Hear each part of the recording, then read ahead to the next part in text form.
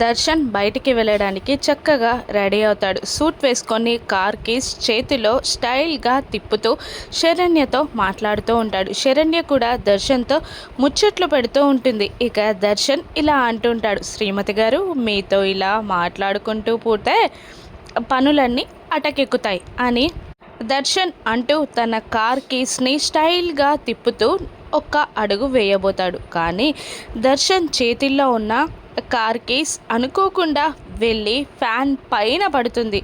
దాంతో దర్శన్ శరణ్య ఇద్దరు ఆశ్చర్యంగా పైకి చూస్తారు. ఒకరినొకరు కూడా ఆశ్చర్యంగా చూసుకుంటారు.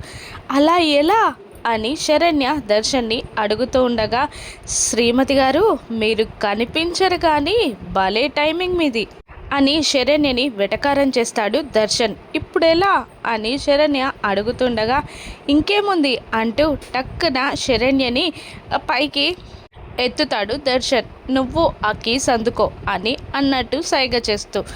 దాంతో దర్శన్ తనని ఎత్తుకోవడంతో ఫ్యాన్పై పడిన కార్ కీస్ని అందుకోవడానికి ట్రై చేస్తూ ఉంటుంది శరణ్య.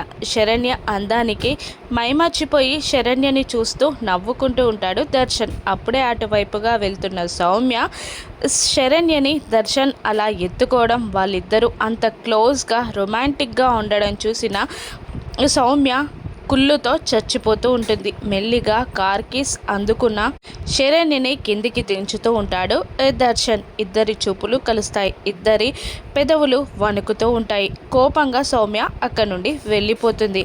జరిగిందంతా అనన్యకి సౌమ్య చెప్పడంతో, దర్శన్ నీ మాట వినేలా నా దగ్గర ఒక ప్లాన్ ఉంది చెప్పమంటావా అని అనన్య అనగానే, ఏంటది అని ఆతృతగా అడుగుతూ ఉంటుంది సౌమ్య అనన్యని.